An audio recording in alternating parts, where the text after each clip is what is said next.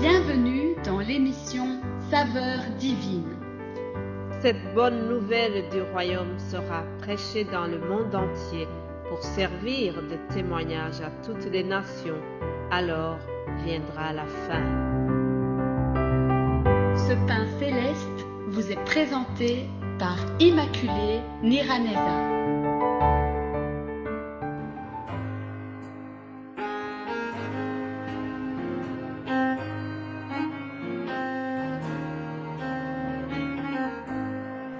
Shalom, shalom, bien-aimés qui suivez l'émission Saveur divine. C'est avec une très grande joie que je vous retrouve après cette semaine de repos.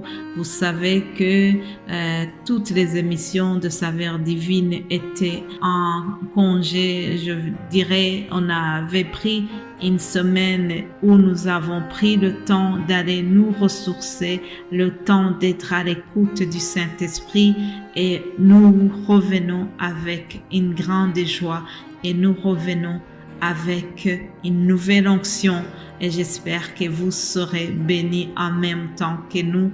Alléluia, que toute la gloire revienne à notre Seigneur qui nous garde, qui nous a protégés, qui nous a parlé, qui nous a inspirés.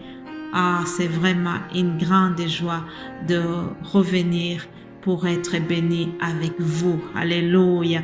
Permettez-moi d'ouvrir cette semaine en vous lisant le verset 34 du chapitre 13. Évangile selon Jean, chapitre 13, au verset 34. Ce sont des paroles que Jésus a prononcées en s'adressant à ses disciples. Alors, il a dit: « Je vous donne un nouveau commandement, aimez-vous les uns les autres, comme je vous ai aimé. Vous aussi aimez-vous les uns les autres. À ceci, tous connaîtront que vous êtes mes disciples, si vous avez l'amour les uns pour les autres. » Alléluia.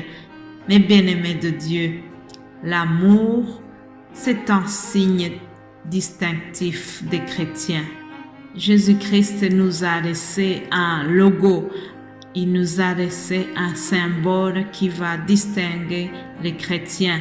Les chrétiens ne seront pas reconnus par leur jour de jeûne prière. Ils ne seront pas reconnus par le fait qu'ils chantent très bien.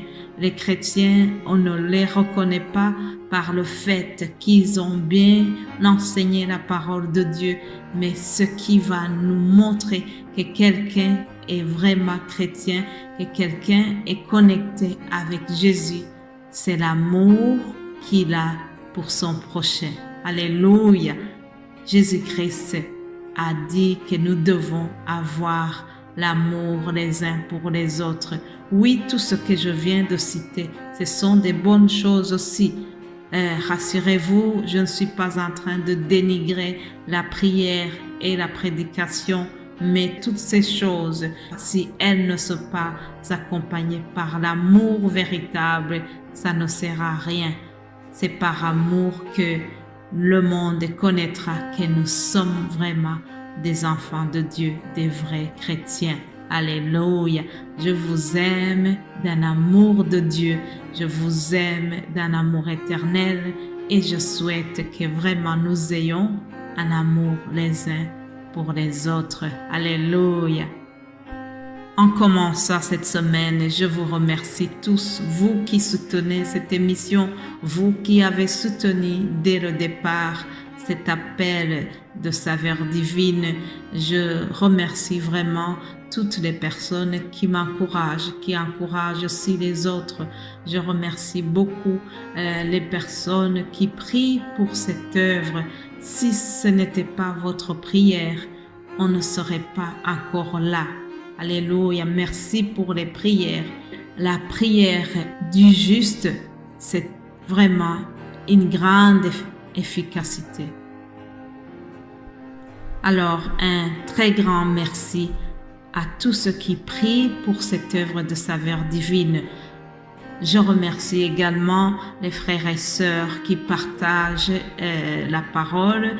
C'est un travail difficile et je le dis tout le temps, même si l'audio est très court, mais la préparation, c'est quelque chose qui prend du temps. Alors, que Dieu vous bénisse abondamment et priez aussi pour les frères et sœurs qui vous partagent ces enseignements. Priez pour que le Saint-Esprit continue à nous parler tous ensemble et que nous soyons tous bénis par cette parole, que cette parole nous transforme, que cette parole soit vraiment notre lampe, que cette parole nous éclaire dans le cheminement vers le ciel chaque jour. Alors, rapidement aussi, je vous donne le thème qui va nous diriger pour toute la semaine ici. Nous allons parler de la prière sacerdotale. Comme vous savez, nous nous sommes quittés en ayant vu ensemble la prière de notre Père, une prière que Jésus-Christ a enseignée à ses disciples. Ils avaient demandé au Maître de leur enseigner à prier. Alors, il leur a enseigné le Notre Père. Mais cette semaine, nous allons voir une autre sorte de prière. Cette fois-ci, c'est Jésus-Christ qui prie pour ses disciples. C'est lui-même qui prend l'initiative de prier pour eux. Alors, dans quel contexte est-ce que Jésus-Christ a prié pour ses disciples? C'était dans les jours qui précèdent son arrestation, dans les jours qui précèdent sa passion, toutes les souffrances qu'il allait subir sur la croix. Alors, quelques jours avant, je ne sais pas, peut-être c'était 2 jours avant, je ne sais pas exactement les jours, mais c'est vraiment à l'approche de son arrestation. Il a prononcé un très long discours dans Jean chapitre 15, dans les chapitres qui précèdent, c'est-à-dire dans l'évangile selon Jean chapitre 14, 15 et 16, nous voyons un très long discours du Maître. Il a dit à ses disciples, par exemple, « Si vous m'aimez, vous garderez mes commandements. Je prierai le Père et il vous enverra le Consolateur. » Puis il leur a dit, « Encore un peu de temps et le monde ne me verra plus, mais vous me verrez. Vous me verrez à travers l'action du Saint-Esprit. » Il voulait dire que même quand il aura disparu physiquement, les disciples, eux, allaient continuer à le voir par l'aide du Saint-Esprit. Aussi, dans son grand discours, il a dit, « Je vous laisse ma paix. Je ne vous la donne pas comme le monde donne. » Alléluia. Il a laissé la paix à ses disciples. Je continue toujours à faire un résumé du très long discours qu'il a prononcé. Ce très long discours, c'était vraiment comme un testament. C'était comme les dernières volontés.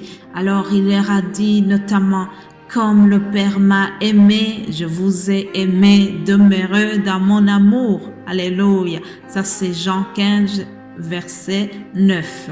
Et au verset 17, il dira à ses disciples, « Ce que je vous commande, c'est de vous aimer les uns les autres. » Vraiment, le Maître est en train de faire des dernières recommandations, donner ses dernières volontés.